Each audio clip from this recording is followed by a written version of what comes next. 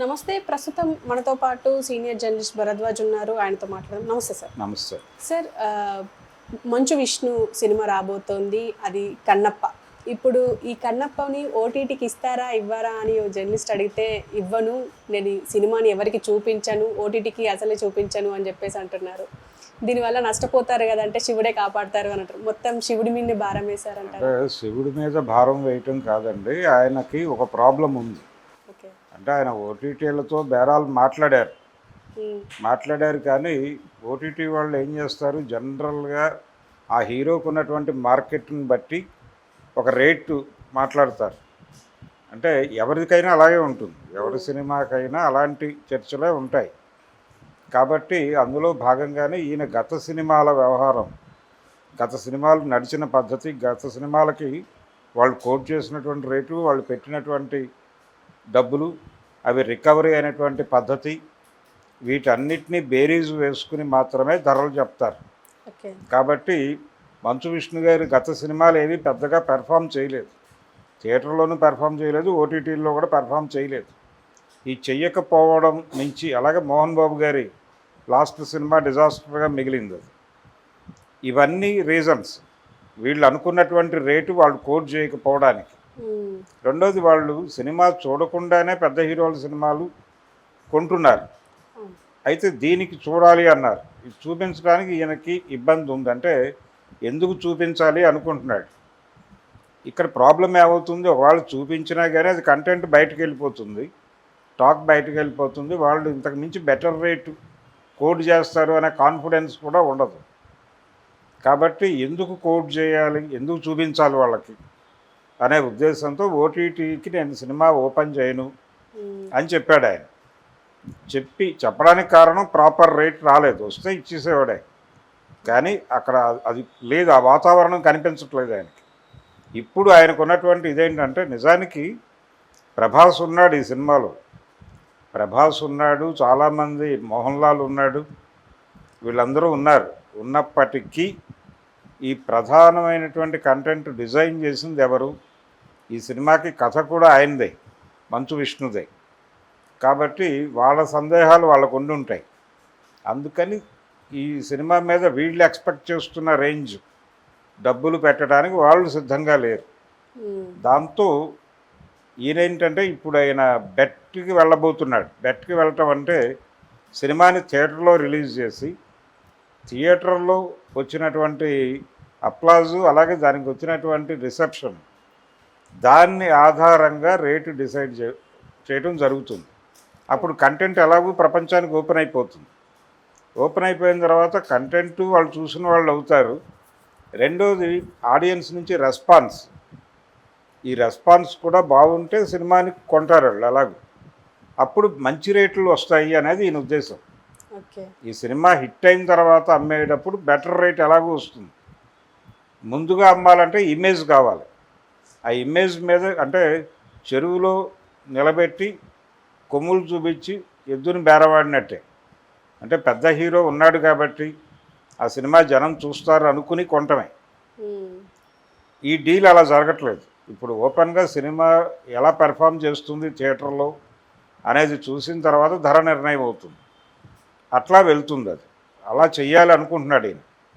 ఇప్పుడు థియేటర్లో cinema release చేసి హిట్ కొట్టాలి, ఆ హిట్ మీద మంచి రేట్లు ఓటీటీ నుంచి రాబట్టాలి అనేది ప్రోగ్రాం. నిజానికి ఇప్పుడు చాలామందికి ఉన్న సందేహం అదే. అంటే థియేటర్లోనూ చూసి ఓటీటీలో కూడా చూస్తారా జనాలు, లేదు ఓటీటీల కోసం ఆగుతారా? ఇక్కడ సినిమా చాలా అద్భుతంగా ఉంది అని టాక్ వచ్చిన తర్వాత ఓటీటీల్లో మెంబర్స్ అయినటువంటి వాళ్ళు కూడా థియేటర్కి వచ్చి సినిమా చూసేస్తున్నారు. ఈ చూసిన వాళ్ళు తిరిగి ఓటీటీలో చూస్తారా అనేది ఒక ప్రశ్న. ఈ మధ్య అమీర్ ఖాన్ ఒక ఇంటర్వ్యూలో మాట్లాడాడు. సినిమా అనేది ఇదివరకు కేవలం థియేటర్ ఒకటే వేదికగా ఉండేది, ఇప్పుడు రకరకాల వేదికలు ఏర్పడిపోయినాయి. కాబట్టి ఇన్ని వేదికల మీద జనం చూస్తారా ఒకే సినిమాని? అంటే అన్నిసార్లు చూసేంత గొప్ప కంటెంట్ మనం ఇస్తున్నామా? ఇలా చాలా ప్రశ్నలు లేవనెత్తాడు ఆయన. ఇందులో భాగంగానే వాళ్ళు ఓటీటీ, థియేటర్ ఈ రెండే మాట్లాడుతున్నారు. కానీ ఈ మధ్యలో సినిమా రిలీజ్ అయినటువంటి షో పడిన ఒక గంటకి కంటెంట్ ఇంటర్నెట్లో అవైలబుల్గా వచ్చేస్తుంది, డౌన్లోడ్ చేసుకోవడానికి అవకాశం కల్పిస్తూ దాని మీద కొంత మేమేదో సీరియస్గా వ్యవహరిస్తామని దిల్ రాజు గారు మనం మాట్లాడారు, కానీ అది ఎలా వర్కౌట్ అవుతుంది అనేది డౌటే. అందుకని సినిమా అనేది హోల్డ్ చేయటం ఇప్పుడు ఎవరి చేతుల్లోనూ లేదు, అది కంటెంట్ వెళ్ళిపోతుంది. ఓకే. కాబట్టి ఆడియన్స్ని ఇక్కడికే రిస్ట్రిక్ట్ చేయాలి, థియేటర్కి రిస్ట్రిక్ట్ చేయాలి, లేకపోతే ఓటీటీ ప్లాట్ఫామ్కి రిస్ట్రిక్ట్ చేయాలి అనే నిబంధనలు కూడా ఏమీ బలంగా లేవు. ఓకే. కంటెంట్ అవైలబుల్, మీకు ఏ సినిమా అయినా ఇప్పుడు ఇంటర్నెట్లో అవైలబుల్, ఏదైనా డౌన్లోడ్ చేసుకోవచ్చు, మీరు ఎవరికైనా కావాలంటే పంపుకోవచ్చు కూడా.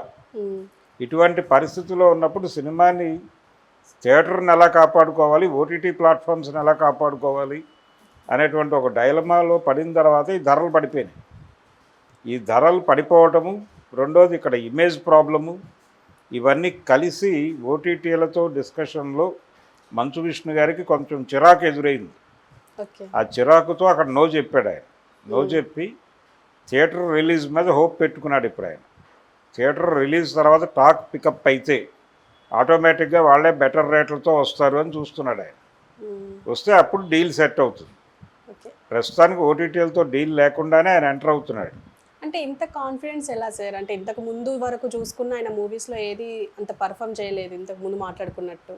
ఇంత కాన్ఫిడెంట్గా ఎందుకు ఉన్నారంటారు? ప్రభాస్ ఉన్నారనా, లేకపోతే మోహన్ లాల్ ఉన్నారనా, ఇంకా ఇతర కంటెంట్ హీరోలు? కొత్తగా డిజైన్ చేశాం మేము అనేది ఆయన నమ్మకం. అంటే ఈ నమ్మకానికి సంబంధించిన విషయానికి వస్తే, ఈ సినిమాకి ఉన్నటువంటి ఇబ్బంది ఏమిటి, కంపారిజన్ వస్తుంది అనేది. ఈ కంపారిజన్ దేంతో వస్తుంది? భక్త కన్నప్పతో వస్తుంది. అంటే ఇంతకుముందు వచ్చిన సినిమాలు, అలాగే రాజ్ కుమార్ గారి కాళహస్తీశ్వర మహత్యం సినిమాతో కంపారిజన్ వస్తుంది అనేది ఒక అనుమానం. అయితే వీళ్ళ నమ్మకం ఏంటంటే ఆ సినిమాల కంటే మేము డిఫరెంట్గా తీసాం అనేది ఒక కాన్ఫిడెన్స్ ఉంది.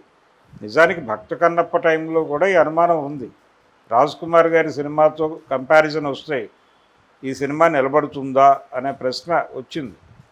వచ్చినా కానీ ఆ సినిమా నిలబడింది. ఆ టైంలో రాజ్ కుమార్ గారి సినిమా కూడా రీ రిలీజ్ అయ్యింది. అయినప్పటికీ భక్త కన్నప్పని ప్రజలు చూశారు. అంటే ప్రజల కోసం కొంత కొత్త కంటెంట్ని కలిపారు దానిలో. బ్లైండ్ ఫైట్లు, అలాగే డ్రమ్ డ్యాన్సులు, ఇలాంటివి కొన్ని ఎలిమెంట్స్ దానిలో ఆ పాత కథలో లేనివి జోడించారు. దాంతోపాటు ఈ సినిమాలో మోహన్ బాబు చేస్తున్న క్యారెక్టర్ని భక్త కన్నప్పలో రావుగోపాలరావు గారు చేశారు. అంతకుముందు రాజ్ కుమార్ గారి సినిమాలో ముదిగొండ లింగమూర్తి గారు చేశారు. అయితే ఆ క్యారెక్టర్స్ని కొంచెం విలనిష్ షేడ్స్తో నడిపారు వాంటెడ్గానే.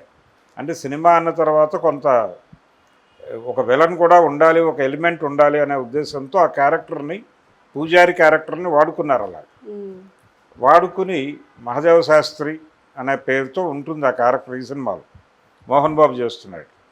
అయితే ఈ క్యారెక్టర్ని ఆ పాత సినిమాల్లో రావుగోపాలరావు క్యారెక్టర్ కావచ్చు, లేకపోతే ముదిగొండ లింగమూర్తి గారు పోషించిన పద్ధతిలో కాకుండా దాన్ని కొంత డిఫరెంట్గా డిజైన్ చేశాము, మేము గౌరవప్రదంగా డిజైన్ చేశాము అనేది చెప్తున్నారు. ఇలాంటివి కొన్ని కనెక్ట్ అయితే జనం సినిమా చూస్తారు. ఇది థియేటర్లో వర్కౌట్ అయితే డెఫినెట్గా ఓటీటీల నుంచి బెటర్ ఆఫర్లు రావచ్చు ఆయన అనుకున్నట్టు. అంటే కంటెంట్ మీద ఉన్న కాన్ఫిడెన్స్తోనే మాట్లాడుతున్నాడు ఆయన. రెండోది, ఇది కూడా జనాల్లో ఒక ఉత్సాహాన్ని కలిగించవచ్చు. ఆయన ఓటీటీలను సైతం కాదనుకుని థియేటర్లకు వస్తున్నాడంటే అంత నమ్మకం ఉంది కంటెంట్ మీద. అంటే ఈ మధ్య నాని గారు ఒక ప్రకటన చేశాడు. కోర్టు సినిమా రిలీజ్కి ముందు, కోర్టు అనే సినిమా రిలీజ్ అయిన తర్వాత ఇది ప్రేక్షకులకు నచ్చకపోతే నా హిట్ 2 చూడక్కర్లేదు అన్నాడు. హిట్ 3 చూడక్కర్లేదు అన్నాడు. అలాగే ఆయన ప్యారడైజ్ కూడా చూడక్కర్లేదేమో అని చెప్పి డైరెక్టర్లు అనుకున్నారు. కానీ ఇప్పుడు అది ఆ 2 సినిమాలకి లైన్ క్లియర్ చేసింది. అంటే కోర్టు సినిమాకి మంచి రెస్పాన్సే వస్తుంది ఆడియన్స్ నుంచి, కంటెంట్ మీద పాజిటివ్ రివ్యూస్ ఉన్నాయి. కొన్ని అనుమానాలు ఉన్నప్పటికీ జనాలు థియేటర్ల దగ్గర కనిపిస్తున్నారు. కాబట్టి అదే పరిస్థితి రేపు ఈ సినిమాకు కూడా, కన్నప్పకు కూడా వస్తాయి. డెఫినెట్గా ఓటీటీల నుంచి మంచి రేట్లే వస్తాయి. వచ్చినప్పుడు అమ్ముకుంటారు. అంటే సినిమాకి ఒకప్పుడు కౌంటర్లోంచి వచ్చే డబ్బులే డబ్బులు. మ్మ్. సినిమా రిలీజ్ అయిన తర్వాత బుకింగ్లో చేయి పెట్టే ప్రేక్షకుడు ఇచ్చే డబ్బులే డబ్బులు. ఇప్పుడు సినిమాని రకరకాలుగా మార్కెటింగ్ చేస్తున్నారు. అంటే టైటిల్ అనౌన్స్మెంట్కి ఒక ఈవెంట్ చేసి ఆ ఈవెంట్ హక్కులు అమ్ముతున్నారు. ఆ ఈవెంట్ని ఏదైనా యూట్యూబ్ ఛానల్ ప్రసారం చేయాలంటే వాళ్ళ దగ్గర నుంచి డబ్బులు తీసుకుంటున్నారు. శాటిలైట్ ఛానల్ వాళ్ళు ఎవరైనా ప్రసారం చేసుకుంటే వాళ్ళ దగ్గర డబ్బులు తీసుకుంటున్నారు. అలాగే ఓటీటీ ప్లాట్ఫామ్స్ వాళ్ళు ఎవరైనా ప్రసారం చేస్తే వాళ్ళ దగ్గర డబ్బులు తీసుకుంటున్నారు. అక్కడి నుంచి మొదలవుతుంది వ్యాపారం. మ్మ్. అక్కడి నుంచి ఆ టీజర్ లాంచ్ ఈవెంటు, అలాగే ప్రతిదీ ఈవెంట్, ప్రతి ఈవెంట్కి రైట్స్ అమ్ముతున్నారు, ప్రసారపు హక్కులు. ఈ ప్రసార హక్కుల అమ్మకాల నుంచి డబ్బులు జనరేట్ చేస్తున్నారు. కానీ అన్నిటికీ సాధ్యం కావట్లేదు. పెద్ద హీరో సినిమాలకు ఆ క్యూరియాసిటీ ఉంటుంది కాబట్టి ఆ బిజినెస్ నడుస్తోంది. ఓకే. అందరికీ లేదు. కన్నప్పకి అలా ఉంటుందని నేను అనుకోవడం లేదు. అంటే ఆయన పాత సినిమాల పెర్ఫార్మెన్స్ మీదే ఇది ఆధారపడి ఉంటుంది. మ్మ్. ఆయన పాత సినిమాల పెర్ఫార్మెన్స్ అంత గొప్పగా లేదు కాబట్టి ఓటీటీ వాళ్ళు సంశయించారు వీరు చెప్పిన ధర ఇవ్వటానికి. ఓకే. అందుకని ఇప్పుడు ఆయన ఎట్టి పరిస్థితుల్లో ఆయనకున్న వేరే ఆప్షన్ లేదు. ఆయనకి థియేటర్లో రిలీజ్ చేసి అక్కడ నుంచి ఒక మంచి టాక్ క్రియేట్ చేసి మంచి టాక్ వస్తే దాని మీద బిజినెస్ చేయాలి. అంతే. అందుకని ఆ వ్యూహంలో వెళ్ళిపోతున్నాడు ఆయన. ఓకే. సక్సెస్ అవ్వాలని కోరుకుందాం. Sure sir. Thank you sir. Thank you. Thank you.